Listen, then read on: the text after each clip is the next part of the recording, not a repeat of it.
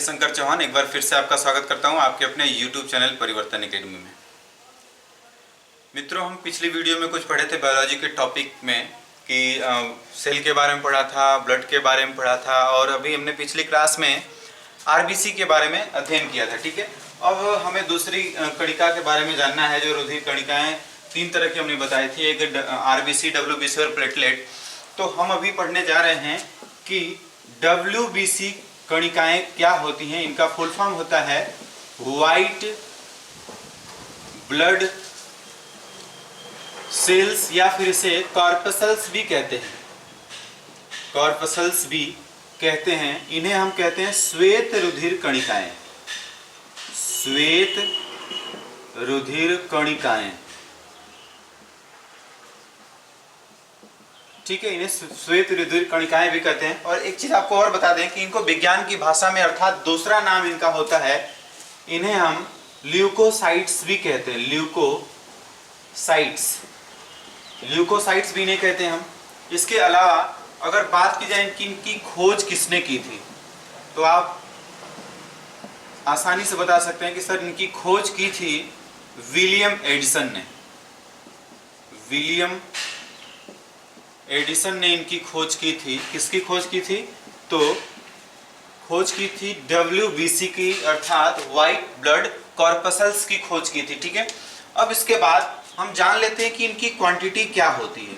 हमारे बॉडी का जो ब्लड है उसमें इनकी क्वांटिटी कैसी होती है, क्या होती है। तो आपको एक चीज बता दें हम कि ये मेल और फीमेल दोनों में बराबर होती है इनकी संख्या। मेल और फीमेल दोनों में लगभग बराबर इनकी संख्या होती है। हमने बताया था कल आपको कि जो इनकी संख्या है आरबीसी की वो मिलियंस में होती है और डब्ल्यूबीसी की 1000 में होती है, प्लेटलेट की लाख में होती है। ठीक है, अब इसके बाद अगर बात करें कि ये होती कितनी है, तो ये लगभग 8000 से 10000 पाई जाती हैं पर 100 ml HB में।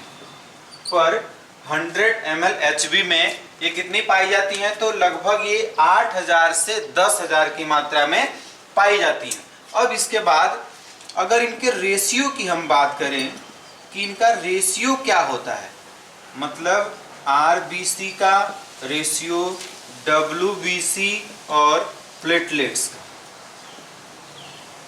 ठीक है, तो अगर हम रेशियो की बात करें, अगर पिछली क्लास आपने अच्छी तरीके से पढ़ी होगी तो इसमें रेशियो आरबीसी का 600 होता है और इनकी संख्या वहां पर 1 और इनकी संख्या वहां पर 40 होती है। ये होता है इनका रेशियो। ठीक है, अब इसके बाद आप बता सकते हैं कि सर डब्ल्यूबीसी का फुल फॉर्म होता है व्हाइट ब्लड सेल्स या फिर व्हाइट ब्लड कॉर्पसल्स। इन्हें दूसरे नाम से भी जानते हैं, ल्यूकोसाइट्स के नाम से। और इनकी खोज किसने की थी? तो इनकी खोज की थी विलियम एडिसन ने। क्वांटिटी कितनी होती है? तो मेल और फीमेल दोनों बराबर होती है, 8 से 10000 पर 100 ml HB होती है। इनका रेशियो क्या होता है? तो आप बता सकते हैं कि सर आरबीसी, प्लेटलेट्स और डब्ल्यूबीसी का रेशियो होता है 600:1:40। ठीक है, 640 और 1 के अनुपात में ये होती हैं। अब इसके बाद अगर बात की जाए कि इनका साइज कैसा होता है, साइज एंड शेप।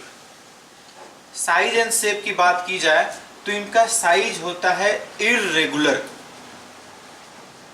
इर्रेगुलर ये शेप में पाई जाती हैं, मतलब इनका कोई एक निश्चित आकार नहीं होता है, किसी भी आकार में हो जाती हैं, बड़ी छोटी अपनी ये होती रहती हैं। ठीक है, तो ध्यान दीजिएगा कि अगर पूछ लिया जाए इनकी साइज और साइज और शेप क्या होती है, तो इर्रेगुलर ये साइज की होती हैं। इसके बाद बात आती है कि इनका फंक्शन क्या होता है। सबसे मेन काम, इनका फंक्शन क्या क्या होता है, मतलब ये हमारे ब्लड में होती हैं, हमारे शरीर में मौजूद होती हैं, तो इनका काम क्या है। ठीक है, ये सबसे इंपॉर्टेंट है। तो ये बात है कि इनका काम होता है हमारे शरीर की प्रतिरोधक क्षमता बढ़ाना। प्रतिरोधक क्षमता बढ़ाना।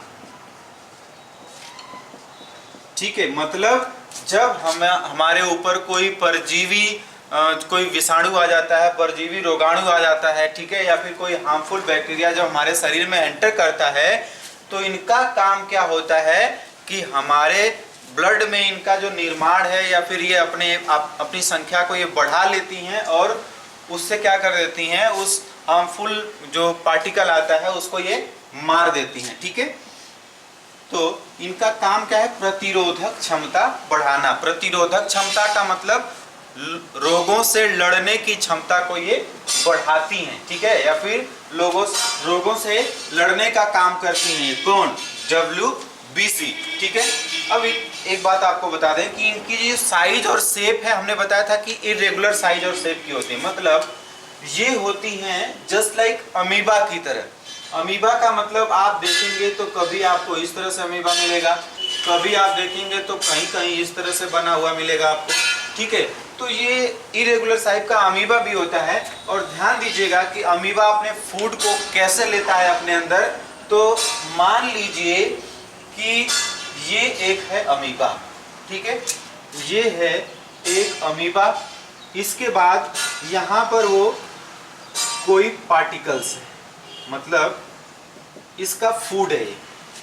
अब जानते हैं इसको खाने के लिए, इसका भक्षण करने के लिए ये धीरे धीरे अपनी साइज बढ़ाने लगता है। ये धीरे धीरे इस तरह से हो जाएगा। फिर इसके बाद अगर आप थोड़ी देर बाद देखेंगे तो इसकी साइज अब इसके करीब में रहेगी। अब करीब में होने के साथ साथ एक समय ऐसा आता है कि ये उसे अपने बॉडी में एडजस्ट कर लेता है, मतलब अपने शरीर में, अपने कोशिका में ले लेता है। ठीक है, अब ध्यान दीजिएगा कि जब ये इसके कोशिका में आ गया तो ये उसका फूड बन गया, मतलब उसको आसानी से उसका जो भी न्यूट्रिएंट होगा उसको वो ले सकता है। ठीक है, तो इसी तरह WBC भी काम करती हैं। मतलब हमारे शरीर में यदि कोई हार्मफुल पार्टिकल आ गया, कोई भी बैक्टीरिया आ गया, तो उसे क्या करते हैं कि अपना धीरे धीरे साइज बढ़ा करके जब जैसे उनके करीब जाती है उसको अपने अंदर लेकर के डाइजेस्ट कर देती हैं, क्योंकि इनके अंदर लाइसोसोम की मात्रा भी पाई जाती है। ठीक है, लाइसोसोम का मतलब हमने बताया था आपको कि सर लाइसोसोम को सुसाइडल बैग भी कहते हैं। लाइसोसोम को सुसाइडल बैग कहते हैं। ये जितने भी हार्मफुल एलिमेंट होते हैं हमारे शरीर में एंटर करते हैं, तो इसमें लाइसोसोम में पाया जाता है हाइड्रोलाइटिक एंजाइम। और ये हाइड्रोलाइटिक एंजाइम होता क्या है, तो ये उस हार्मफुल एलिमेंट को या फिर जो हार्मफुल पार्टिकल आता है उसको डाइजेस्ट करने का काम करता है। ठीक है, तो इस प्रकार से इनमें लाइसोसोम भी पाया जाता है और लाइसोसोम में पाया जाता है हाइड्रोलाइटिक एंजाइम, और ये क्या करती हैं, तो ये उनको मार देती हैं। और ध्यान दीजिएगा कभी कभी ऐसा भी होता है कि इनकी संख्या हमारे शरीर में ज़्यादा भी हो जाती है, इनकी संख्या कम भी हो जाती है। ठीक है, तो ये बात हम बाद में देखेंगे। तो आइए जान लेते हैं पहले कि ये कितने टाइप की होती है, क्योंकि इनका टाइप भी है, अलग अलग टाइप्स की ये WBC पाई जाती हैं। तो इनको मुख्यतः दो भागों में बांटा गया है, मतलब ये दो प्रकार की होती हैं। एक होती हैं कणिकामय WBC और एक होती हैं अकणिकामय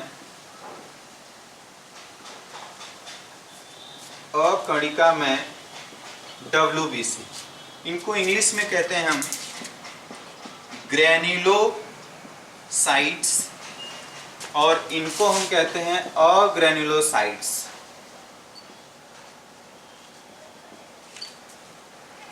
ठीक है, ये दो प्रकार के होते हैं WBC। अब ये कणिकामय और अकणिकामय क्या चीज होती है इसके बारे में हम जान लेते हैं। तो अकणिकामय जो होता है उसमें मतलब ऐसी WBC जिनके कोशिका द्रव्य में छोटी छोटी कणिकाएं नहीं पाई जाती हैं, उन्हें कौन सी WBC कहते हैं, तो उन्हें कहते हैं अकणिकामय WBC। इसके बाद कणिकामय का मतलब ऐसी WBC जिनके कोशिका द्रव्य में कणिकाएं पाई जाती हैं छोटी छोटी, उन्हें हम कहते हैं कणिकामय WBC। ठीक है, आइए इनको हम विस्तार से जान लेते हैं। ठीक है, तो आइए इस चार्ट के माध्यम से समझ लेते हैं कि जो WBC है या फिर उसके कितने भी प्रकार हैं तो उनके बारे में समझ लेते हैं। ठीक है, तो WBC को पहले तो दो टाइप में विभक्त किया जाता है, जिसमें कणिकामय जिनके ऐसे WBC जिनके कोशिका द्रव्य में कणिकाएं पाई जाती हैं, और दूसरी होती है अकणिकामय जिनके ऐसी WBC जिनके कोशिका द्रव्य में कणिकाएं नहीं पाई जाती हैं। ठीक है, तो अब ध्यान देंगे कि अगर जो ग्रेनुलोसाइट्स की बात की जाए, अगर कणिका में WBC की बात की जाए तो उनको 3 प्रकार से डिवाइड किया जाता है, मतलब उन्हें 3 भागों में विभक्त किया जाता है। एक है इयोसिनोफिल्स जो संख्या में पूरे WBC के 2 से 4% होती हैं। दूसरी बेसोफिल्स जो संख्या में पूरे WBC की 0.5 से लेकर के 2% के बीच में इनकी संख्या होती है। न्यूट्रोफिल्स जिनकी संख्या 60 से 70% के बीच में होती है और ये छोटी होती है। ठीक है, ध्यान दीजिएगा कि अगर संख्या में बात की जाए तो न्यूट्रोफिल्स की संख्या जो होती है पूरे WBC के जितने भी टाइप हैं उनमें सबसे ज्यादा इनकी संख्या होती है, मतलब ये होती हैं मैक्सिमम, मतलब ये इनकी संख्या काफी अधिकतम होती है और ये इनकी संख्या होती है मिनिमम। ठीक है, ये कम से कम होती है। ठीक है, जो बेसोफिल्स है ये कम होती इसलिए क्योंकि इनमें जो कणिकाएं होती हैं वो अधिक बड़ी होती हैं। इसके बाद जो न्यूट्रोफिल्स है ये पूरे WBC की 60 से लेकर के 70% के बीच में होती हैं, इनकी कणिकाएं छोटी पाई जाती हैं इसलिए संख्या में ज्यादा होती है। ठीक है, अब जब मोनोसाइट्स की बात की जाए और लिम्फोसाइट्स की बात की जाए तो इन दोनों में कणिका नहीं पाई जाती, मतलब ये होती है कणिका रहित WBC होती हैं। और ये 2 तरह के होते हैं, मोनोसाइट और लिम्फोसाइट, जिसमें जो मोनोसाइट है वो 2 से 10% की संख्या में होती है पूरे WBC के, और जो लिम्फोसाइट्स है वो 20 से 30% की संख्या में होती है पूरे WBC की। ठीक है, अब बात करते हैं कि इनमें जो केंद्रक होता है, क्योंकि हमें बताया था कि आपको WBC जो होती हैं उनमें केंद्रक भी पाया जाता है इसलिए उन्हें ब्रेन सेल भी कहा जाता है। तो जो केंद्रक की बात यदि करें हम तो इयोसिनोफिल्स में केंद्रक जो होता है वो 2 अस्पष्ट पिंडों में विभक्त होता है और एक सूत्र से जुड़ा हुआ होता है। ठीक है, और जो बेसोफिल्स की बात करें तो इनमें जो केंद्रक पाया जाता है, जो न्यूक्लियस पाया जाता है वो ऐंठन युक्त होता है। ऐंठन युक्त होने से इसका जो साइज होता है, शेप होता है वो S के आकार का होता है। ठीक है, तो जो केंद्रक होता है बेसोफिल्स का वो एस के आकार का होता है। क्यों? क्योंकि उनमें ऐंठन भरा हुआ होता है और वो लगभग 2 से 3 पिंडों में विभक्त होता है जो आपस में किसी सूत्र से जुड़े हुए होते हैं। जब न्यूट्रोफिल्स की बात करें तो ये कई छोटे पिंडों में बटा हुआ होता है। ठीक है, अब इसके बाद अगर अकणिका में मोनोसाइट और लिम्फोसाइट की बात करें, इसमें केंद्रक कैसा पाया जाता है तो इसका केंद्रक होता है बड़ा और गोल या फिर एक ओर से पिचका हुआ होता है। मतलब जो मोनोसाइट का केंद्रक होता है वो बड़ा होता है और गोल भी होता है लेकिन किसी एक साइड से पिचका हुआ भी होता है। ठीक है, और लिम्फोसाइट बड़ा और अर्धचंद्राकार होता है। ठीक है, लिम्फोसाइट का जो केंद्रक होता है, जो न्यूक्लियस होता है वो बड़ा होता है और अर्धचंद्राकार होता है। ठीक है, अब आइए देख लेते हैं इनका फंक्शन क्या क्या है। ठीक है, फंक्शन में ये जो इयोसिनोफिल्स होती हैं ये इम्यूनिटी और एलर्जी में ये महत्वपूर्ण काम करते हैं। ध्यान दीजिएगा, कभी कभी होता क्या है कि किसी विशेष व्यक्ति में जब कोई भी पैथोजन आता है या फिर जब इम्यूनिटी बढ़ाने की बात आती है तो उनमें इनकी कभी कभी संख्या काफी ज्यादा मात्रा में बढ़ जाती है और वहां से एक डिजीज होता है जिसे हम बोलते हैं इयोसिनोफिलिया बोलते हैं उस रोग को। ठीक है,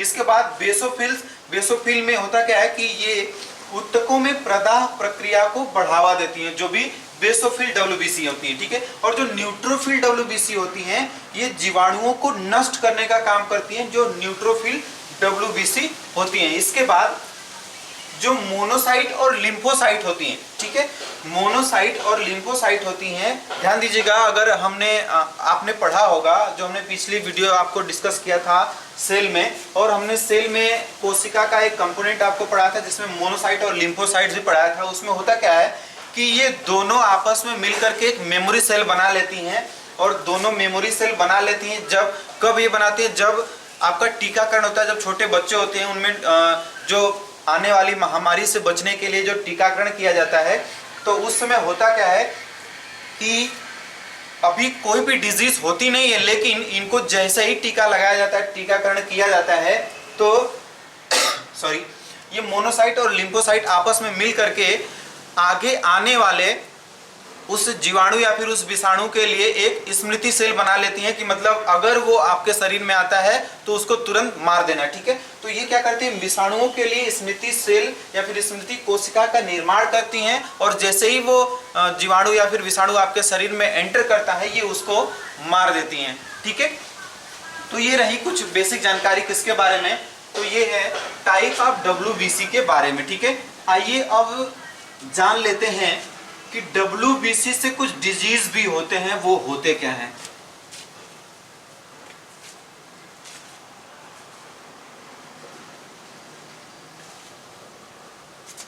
तो हमें पढ़ना है disease of WBC, disease of WBC, जिसमें हमें पढ़ना है पहले नंबर पे कि जब WBC की संख्या में बहुत ज्यादा कमी हो जाती है, ठीक है, जब WBC संख्या में बहुत कम हो जाती हैं तो उस स्टेज को कहते हैं leukopenia, leukopenia stage, leukopenia stage.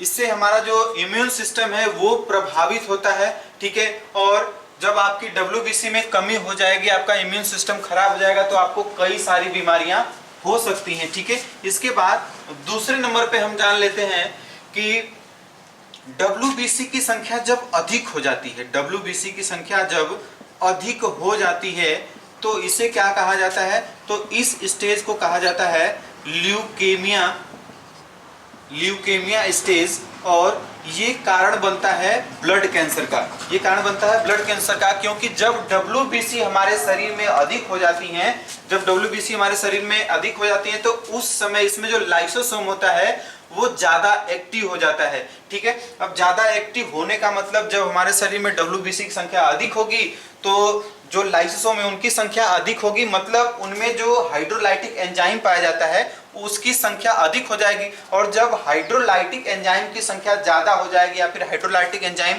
ज्यादा बनने लगेंगे तो उस कोशिका में जो लाइसोसोम है वो फट जाएंगे, ठीक है। अब जब लाइसोसोम फट जाएंगे तो उस कोशिका का जितना भी पार्ट होगा सबको वो क्या कर देंगे, डाइजेस्ट कर देंगे, या फिर वो जो सेल है उसको क्या कर देंगे, निष्क्रिय कर देंगे, या फिर वो डेड सेल हो जाएगी। अब जब ढेर सारी डेड सेल आपस में इकट्ठा होने लगती हैं तो उस समय होता क्या है कि हमारा जो ब्लड है उसमें क्लॉट बनने लगता है, उसमें थक्का सा बनने लगता है ब्लड के अंदर ही। इसके बाद हमारा जो सर्कुलेटरी सिस्टम है, जो ब्लड वेसल्स हैं, उनमें ब्लड का जो ट्रांसफर होता रहता है एक पार्ट से दूसरे पार्ट तक, वो हो नहीं पाएगा और इस तरह से हमारे शरीर में ब्लड कैंसर भी हो सकता है, ठीक है।